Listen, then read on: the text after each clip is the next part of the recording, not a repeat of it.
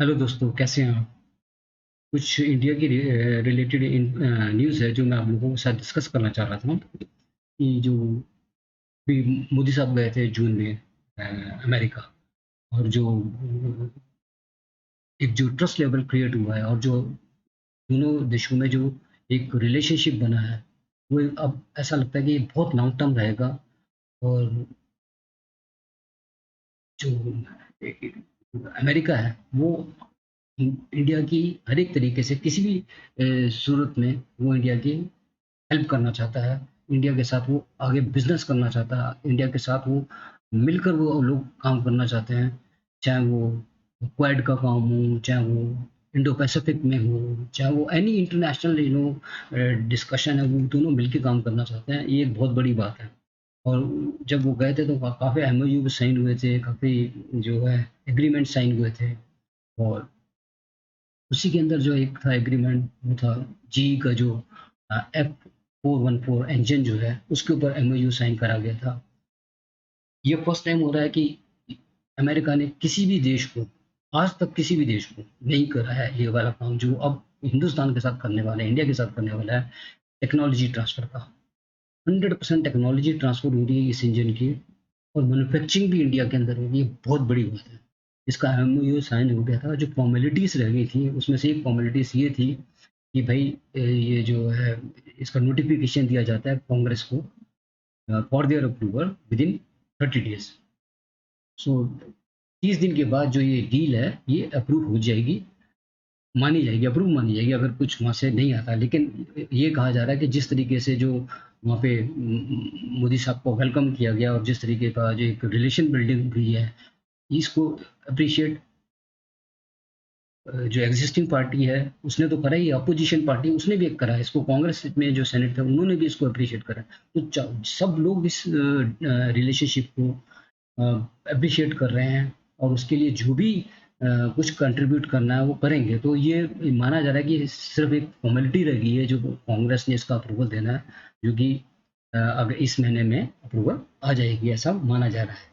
तो ये जो डील है, ये जो नोटिफिकेशन दिया गया था 28 जुलाई को दिया गया था, तो 30 दिन का वक्त था। और ये अप्रूवल मिल जाएगी। ये जो एमओयू साइन हुआ था ये जी और हिंदुस्तान एरोनॉटिक लिमिटेड के साथ साइन हुआ था। ये जून 22 को साइन हुआ था और नोटिफिकेशन दिया गया वो जुलाई में दिया गया, 28 जुलाई को दिया गया है।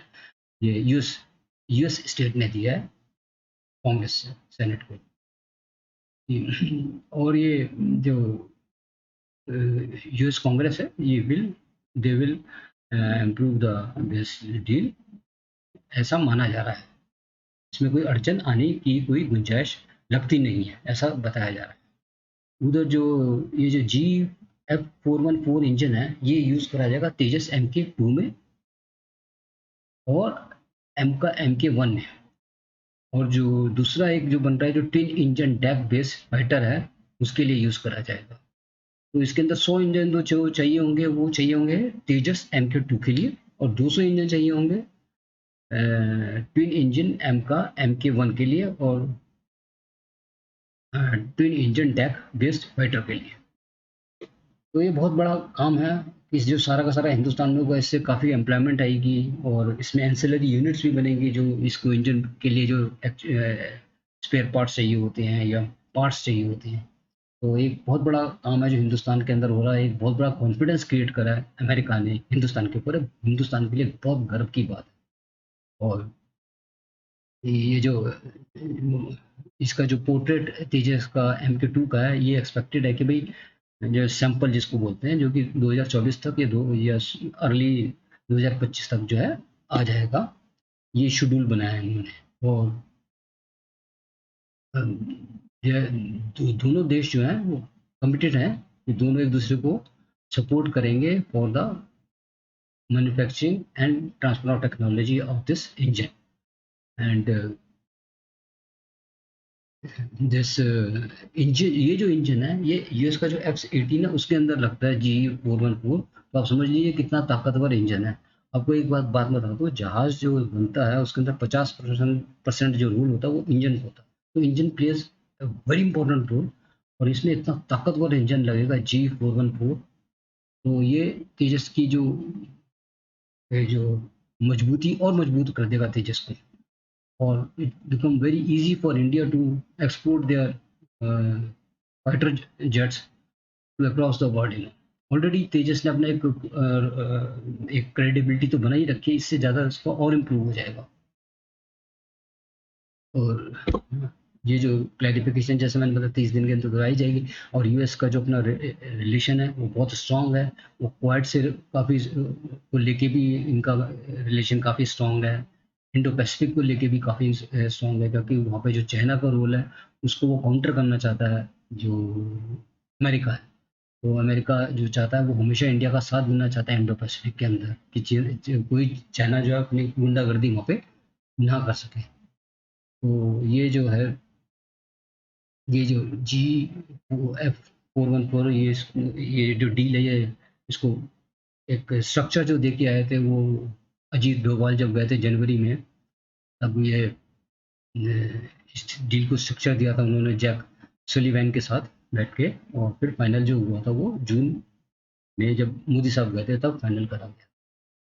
तो अब जैसे डिफेंस डील जिस तरीके से इंडिया और अमेरिका की स्ट्रांग बनती जा रही है, सभी लोग चाहते हैं कि वो भी अपने डिफेंस की डील्स को इंडिया के साथ और स्ट्रांग बनाए। इसीलिए अभी जर्मन का जो एयरफोर्स चीफ है वो इंडिया में आए हुए थे, वो इंडिया के एयर चीफ से मिले।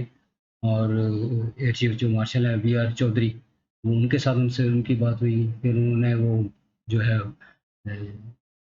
इंडियन नेवी के जो चीफ हैं मिस्टर हरी कुमार, उनके साथ भी डिस्कस करा गया।